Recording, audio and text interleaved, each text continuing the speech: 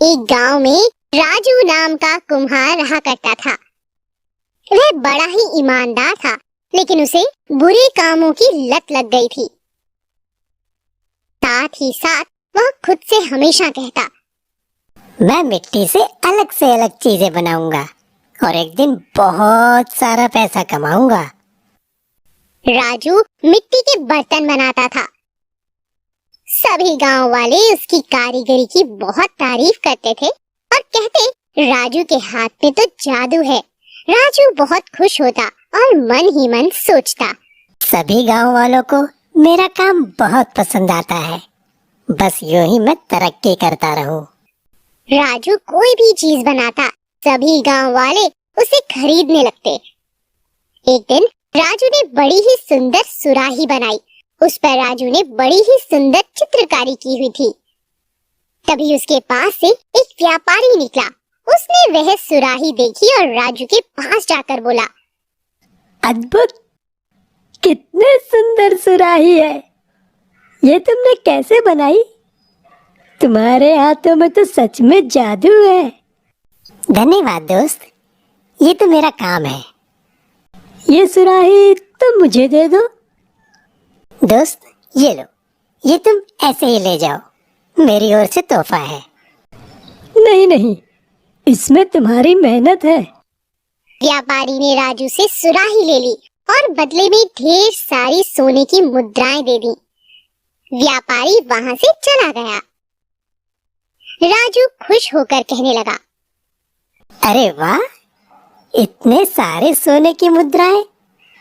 अब मैं इनसे अच्छा खाना, कपड़े और सब कुछ लूंगा और साथ ही साथ और मिट्टी खरीद लूंगा ताकि और सामान बना पाऊं। एक दिन राजू कुछ काम कर रहा था। जैसे ही वह उठा, जोर से एक घड़े से जा टकराया। ये क्या हो गया? ओहो, अब मैं क्या करूं? मेरे सर पे तो चोट लग गई। क्या करूं मैं अब?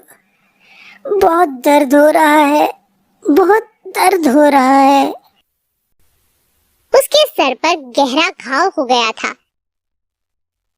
कुछ दिनों के बाद घाव तो भर गया, लेकिन एक दाग छोड़ गया। अब राजू मन ही मन सोचने लगा, ये क्या? मेरे सर पे तो गहरा घाव हो गया। अब ये दाग जाएगा भी कि नहीं? इस घटना के कुछ सालों बाद उस गांव में अकाल पड़ा। रोजी रोटी की तलाश में वहां के लोगों को गांव छोड़कर किसी दूसरे राज्य में जाना पड़ा।